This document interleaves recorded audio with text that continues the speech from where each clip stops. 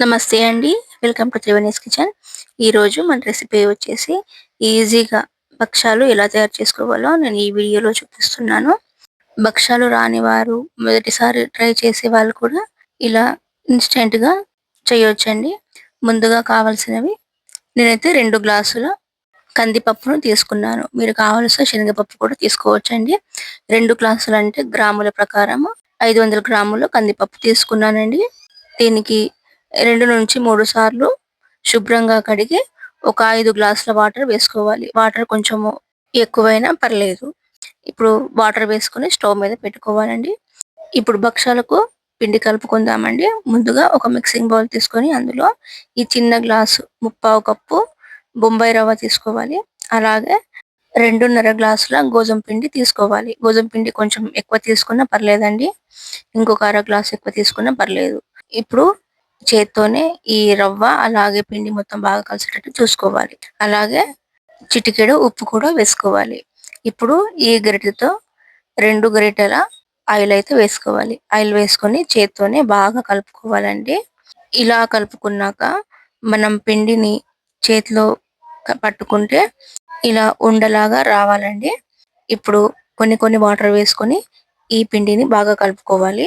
కలుపుకున్నాక చేతి వేళ్ళతో ఇలా ఘాట్లు పెట్టుకోవాలి. అందులో వాటర్ అలాగే ఒక గరిటె ఆయిల్ వేసుకొని ఒక గంట పాటు మూతను పెట్టుకోవాలండి. నేనైతే ఈ పిండిని కొంచెం పల్చగా కలుపుకుంటున్నానండి. భక్షాలు పర్ఫెక్ట్‌గా రావాలంటే ఇలా కలుపుకోవాలి. కావాలంటే మీరు కొంచెం గట్టిగా కూడా కలుపుకోవచ్చు. ఇప్పుడు పప్పు అయితే స్టవ్ పైన ఉడుకుతుంది. ఇప్పుడు పావు టేబుల్ స్పూన్ పసుపును వేసి ఈ పప్పును బాగా ఉడికించుకోవాలి. ఇప్పుడు ఆల్మోస్ట్ ఉడికిపోయిందండి. ఇంకొక 2 మినిట్స్ అయితే మొత్తం పప్పు ఉడికిపోతుంది. ఇప్పుడు పప్పు బాగా ఉడికిందండి. ఇప్పుడు ఈ వాటర్‌నైతే ఇలా మూతను పెట్టి దానిపైన ఒక క్లాత్‌తో మనం అన్నం ఎలా అయితే వంపుతామో అలాగే ఈ పప్పును కూడా వంపాలండి. ఇప్పుడు ఈ వాటర్‌ని కట్టు కూడా అంటామండి. దీంతో మనం చారు కూడా చేసుకోవచ్చు.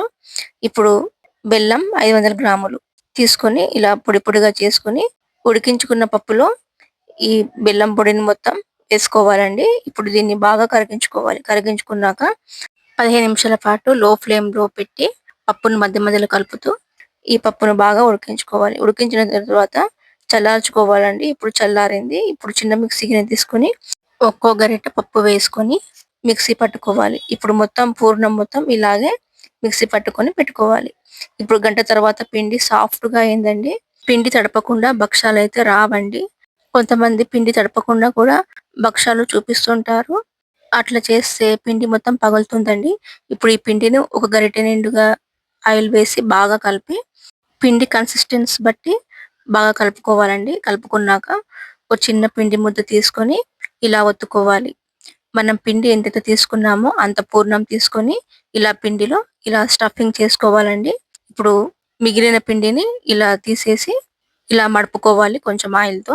ఇప్పుడు ఇది భక్షాల రేకు దీనిపైన కొంచెం పొడి పిండి వేసుకొని, ఆయిల్ వేసుకొని ఈ పిండి ముద్దను పెట్టి ఇలా కొంచెం ఒత్తుకోవాలి. ఇప్పుడు చపాతీ కర్రతో నిదానంగా ఒత్తుకోవాలి. మరీ ఒత్తి లాటొద్దు. చపాతీ కర్రకు కూడా ఆయిల్ రాసుకోవాలండి. ఈ భక్షాలను లాటుకోవాలి. ఇలా గుండ్రంగా లాటుకోవాలండి. నేను స్టవ్ పైన ముందే పెనం పెట్టుకున్నాను. ఈ భక్షాల రేకును పెనంపై తీసుకొని ఇలా అంచుతో ఇలా కిందికి నిదానంగా లాక్కోవాలండి. ఇలా 2 మినిట్స్ తర్వాత నిదానంగా అట్ల కాడతో తిరిగేయాలి.